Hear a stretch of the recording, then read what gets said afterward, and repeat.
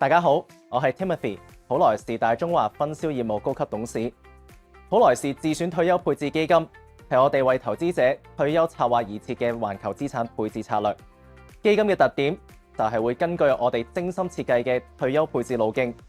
隨住時間自動降低股票同埋債券嘅比例，逐步降低風險。不過啦，為咗應對市場不停嘅轉變，我哋亦都會靈活咁樣去調整資產配置，務求為投資者捕捉可觀嘅風險調整後回報。我哋強大嘅全球投資研究平台係基金嘅核心優勢。普萊士專業嘅投資分析團隊覆蓋晒所有主要嘅資產類別，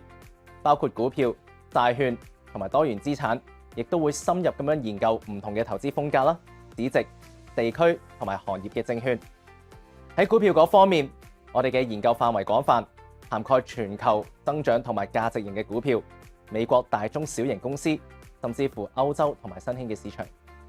固定收益嗰方面，團隊亦都會深入咁樣分析各類嘅債券，包括投資級別、高收益、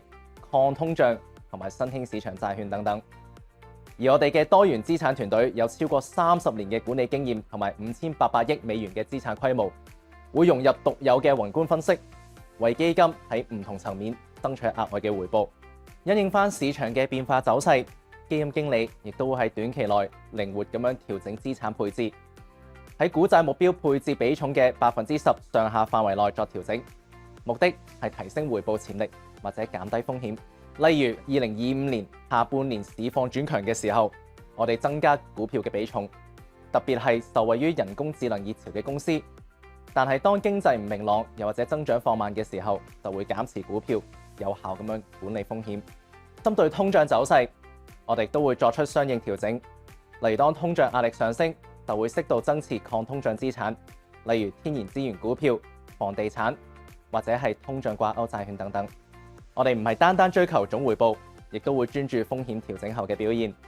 基金分散投資超過2000項證券，覆蓋全球接近100個市場。目標就係幫助投資者喺唔同市況都可以享受較平穩嘅投資旅程。基金嘅資產配置現時比較多喺成熟市場，因為穩定性相對比起新興市場較高。喺股票方面，我哋衡量到估值同政策因素，暫時均衡配置喺增長型同價值型股票。而喺固定收益，現時投資組合嘅平均存續期大約喺4至5年，反映我哋對利率市場比較審慎。普萊士自選退休配置基金，憑住我哋強大嘅全球研究平台、雄厚嘅多元資產投資實力同埋嚴謹嘅風險管理，致力為投資者爭取吸引嘅風險調整後回報，實踐退休生活唔同嘅目標。T Rowe Price 普萊士。